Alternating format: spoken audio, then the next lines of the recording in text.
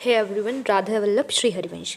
So basically, I have taken this initiative of like introducing these sample papers on my YouTube channel as a guide who could help you in your boards and to how to excel in your boards. Following countries Giuseppe Garibaldi belongs to.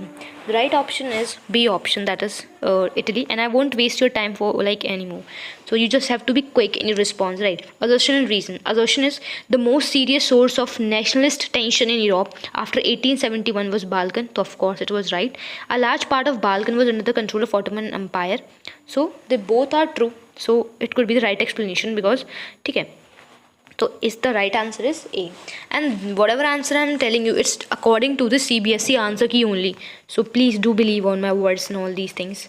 Right. So going to the next question. Arrange the following or events in the chronicle order. A chronicle का मतलब होता है according to the date wise. तो Treaty of Constantinople, defeat of Napoleon, unification of Germany and unification of Italy. Right. So I'm not giving you any facts and figures here because these are the MCQs and the questions. I will definitely tell you my key points as well, and I'll also give you the CBSE key points as well. Right. So you have to think on this.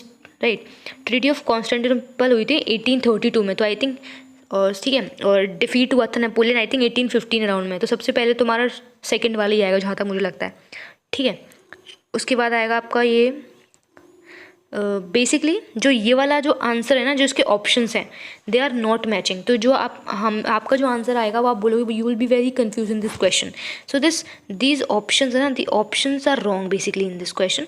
तो CBSE ने बोला था इस वाले question में कि आप कोई सा भी अगर आंसर टिक करोगे तो आपको फुल मार्क्स दिए जाएंगे.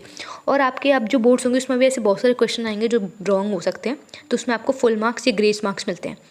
ठीक है. Next question is which of the following pairs regarding Indian nationalism is correctly match. ठीक है. तो कौन सा करेक्टली मैच है? तो इसका राइट आंसर हो जाएगा डी ऑप्शन. जो जवाहरलाल नेहरू थे उन्होंने ओथ किसान सभा शुरू करी थी, जो जो गांव का एरिया था. ठीक है. Choose the correctly match. तो फिफ्थ का आंसर हो जाएगा आपका सी, नॉन मेटेलिक में लाइमस्टोन. ठीक है. नेक्स्ट है राबी क्रॉप, जो कि विंटर में सोन होती है. ठीक है. एक राबी क्रॉप है वो. गिवन द स्टेट्समैन choose the correct option with regard to the rabi cropping season. मतलब आपको राबी क्रॉपिंग सीजन से ट्रू वाले ऑप्शन बताने हैं. तो इसका आंसर हो जाएगा आपका सी. 1, 2 एंड 4 जो ऑप्शन है वो आपके एकदम सही है.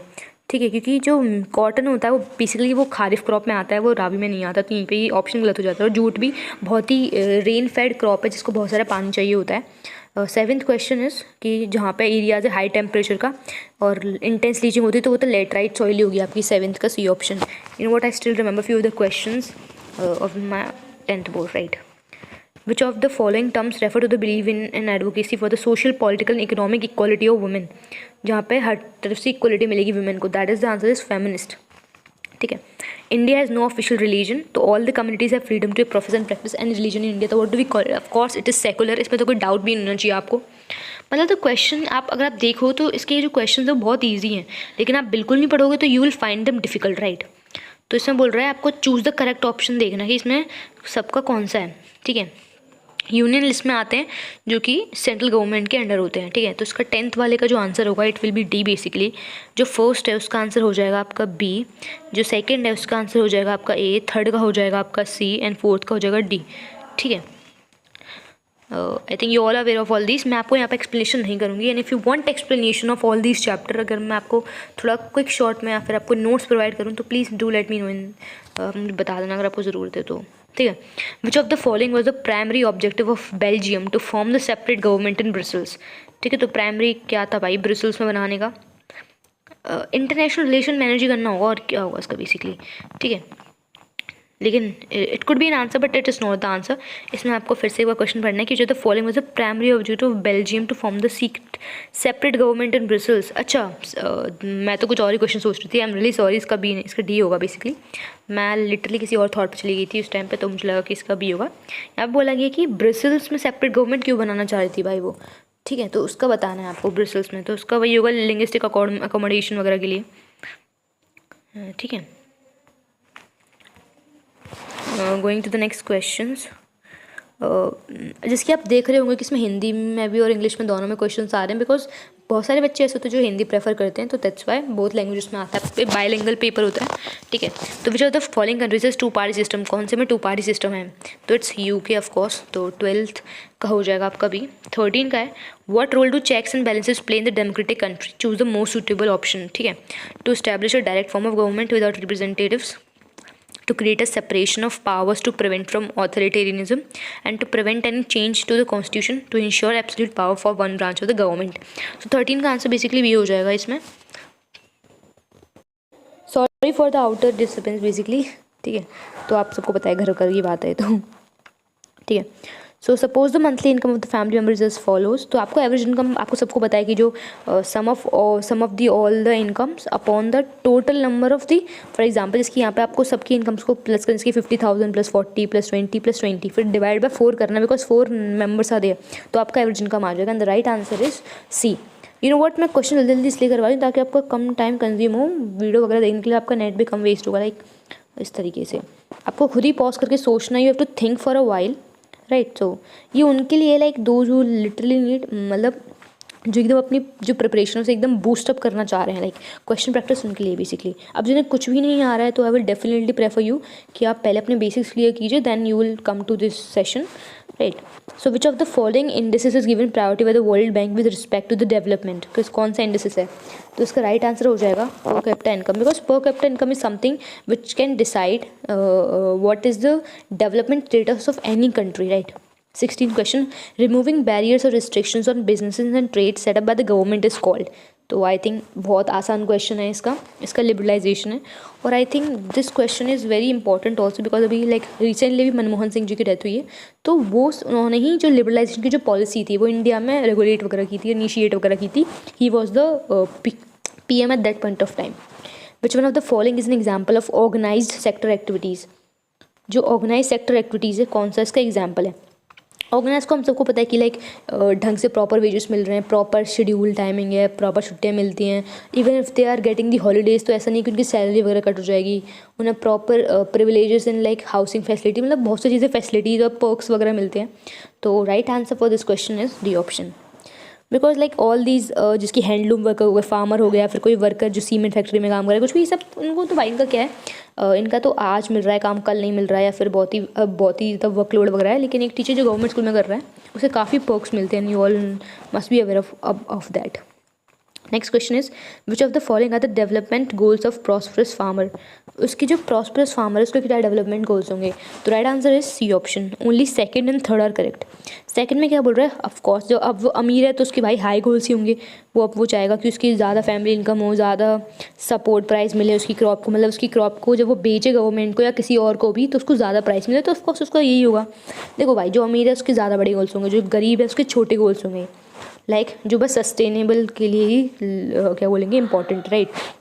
Next question is why do lenders often require collateral before lending loan, collateral भाई क्यों चाहिए होता है, भाई वो इसीलिए चाहिए होता है ताकि जो डिफ़ॉल्ट या फ्रॉड वगैरह जो होता है ना हमारे सिस्टम में, लाइक वो नहीं हो पाए। वो तो देखो हर किसी को अपनी सिक्योरिटी प्यारी है, आप फालतू किसी इंसान को लोन नहीं दोगे, लेकिन अगर आपको ये नहीं पता कि वो आपको वापस करेगा कि नहीं करेगा, भाई किसी के पास इतना पैसा नहीं है कि वो वापस किसी को फ्री में पैसा बांटता फिरे, तो लाइक हर कोई अपनी सिक्योरिटी चाहता है। तो 19th का हो जाएगा D, to mitigate the risk of loan default, right. So this is the question. 20th वाला जो क्वेश्चन है इसमें आपको पिक्चर को केयरफुली देखना है and inform the income of the bank, choose the correct option. So the difference between the amount deposited and borrowed by the, you just read this option for a while, I give you 5 seconds और you can even pause this video, I only tell you the right answer because, ठीक है। The right answer is B. The difference of amount of interest between what is charged from borrowers and what is paid to depositors. अगर आपको like मेरा ये वाला तरीका अच्छा लग रहा है कि लाइक कैसे मैं डायरेक्ट बस आपको आंसर और क्वेश्चन आंसर करवा रही हूँ, बिकॉज आप भी प्रॉफिट ओरिएंटेड हो टाइप से और टाइम को आपको सेव करना इस तरीके से, तो फिर बिना बकवास वगैरह किए, ज़्यादा फालतू की बात किए तो मैं ऐसे भी कर सकती हूँ। अगर आप चाहते हो पूरा एक्सप्लेनेशन वगैरह तो that could even I do if I'll try to do it. I'm not sure that I'll do it or not, but I'll try to do it, right. Let's go to the short answer questions. So the very short question answer. The question is, The Silk Route was a good example of vibrant pre-modern trade and cultural links between distant parts of the world. Explain the statement with running two examples. बोला गया जो silk route था जो हमारा, क्या वो एकदम good example है कि मतलब हम सबको पता है कि सिल्क रूट का बेसिक फंक्शन क्या था या वो क्यों बनाया गया था या उसका क्या काम था, वो इतना फेमस कैसे हुआ था। वो इसलिए फेमस हो क्योंकि वहाँ पे सिल्क का ट्रेड किया जाता था via India, China and all these regions था, और बहुत ही ज़्यादा ट्रेड को प्रमोट करता था उस टाइम पे। और कल्चरल लिंक्स भी इसलिए बन जाएंगी बिकॉज देखो भाई, जब रास्ता बन गया तो उसका मतलब ये नहीं कि वहाँ से बस जो व्यापारी बस वही जाएंगे, वहाँ से बहुत सारे जिसकी लाइक जो पिलग्रिमेजेस वगैरह के लिए जो आए होते हैं लोग, या फिर जो अपने बहुत सारे फिलोसफर होते हैं या फिर जो ट्रैवलर्स होते हैं वो भी इस इस्तेमाल कर रहे हैं, कल्चर को फैला रहे हैं, मतलब इस तरीके से फोस्टरिंग कर रहे हैं। तो मतलब इन सब चीज़ों का यहाँ पे आएगा। अब यहाँ पे आप CBSE के द्वारा जो ये देखा गया वो देख लो एक बार। So this is the answer given by the CBSE। देखो इसमें आपको 5 या 6 पॉइंट दिख रहे होंगे, लेकिन आपको इतने सारे पॉइंट्स नहीं लिखने हैं। 2 नंबर का क्वेश्चन है तो सिर्फ 2 या मतलब 2 तो लिखने मैंडेटरी। 3 से 4 पॉइंट लिखो इसमें, तो ज़्यादा से ज़्यादा बस, ठीक है। ज़्यादा पॉइंट इसमें ज़्यादा पॉइंट लिख रहे हैं ताकि वो टीचर को तो भाई चेक करना है ना, तो इसीलिए इसमें ज़्यादा लिख रहे हैं कि वो कोई सा भी पॉइंट बच्चे ने लिखा हो या फिर और भी रिलेवेंस पॉइंट्स हैं वो लिखे हों, तो वो भी आप देखो। यहाँ पे हमेशा एक रिलेवेंट पॉइंट का यहाँ पे कैटेगरी होती है कि अगर कोई रिलेवेंट पॉइंट भी है लेकिन इसमें इंक्लूडेड नहीं है तो वो भी आपको मानना पड़ेगा, ठीक है। तो इसमें क्या लिख रहा है आप, like you can take a screenshot, you can match your answer from this question, right. So I hope you have taken it. Move to the next question is suggest any 2 measures for the conservation of forest को कैसे conserve किया जा सकता है। Of course deforestation ना करके, अगर आप डिफॉरेस्टेशन मतलब अगर पेड़ काट रही हो तो नहीं, मतलब एफॉरेस्टेशन करो, पेड़ मत काटो। और आप इस तरीके से लाइक कंजर्वेशन और अवेयरनेस फैला के डिफरेंट स्कीम्स वगैरह निकाल के इस तरीके से आप इसका आंसर लिख सकते हो। और दूसरा है कि आपको 2 मेजर लिखने हैं, वाइल्ड लाइफ कैसे कंजर्व कर सकते हो। तो मतलब रिलेटेबल ही क्वेश्चन टाइप से, कैसे वाइल्ड लाइफ कैसे, बहुत ही ईजी बेसिक क्वेश्चन है आपको। आई थिंक इनके आंसर देख लेते हैं एक बार। सो सजेस्ट एनी 2 मेजर्स, जो वाला क्वेश्चन था कंजर्वेशन ऑफ द फॉरेस्ट के लिए, उसका आंसर ये है basically. These are the 6 points. इसमें से आपको 3 या 4 पॉइंट लिखने से ज़्यादा नहीं लिखना है, तो आप अपना आंसर चेक कर लो इसमें से। And for the next question जो कि दिया हुआ था आपका relating to conservation of wildlife, तो उसमें आपके like these are the 7 points which are given. Next question is why is the power sharing desirable. Power sharing हमें क्यों करनी चाहिए, उसकी क्या इंपॉर्टेंस है हमारी सोसाइटी के अंदर या फिर हमारे गवर्नमेंट के अंदर, पावर शेयरिंग की ज़रूरत क्यों है, क्यों इससे मतलब क्यों करना है, बेसिकली यहाँ पे क्वेश्चन ये पूछा गया है।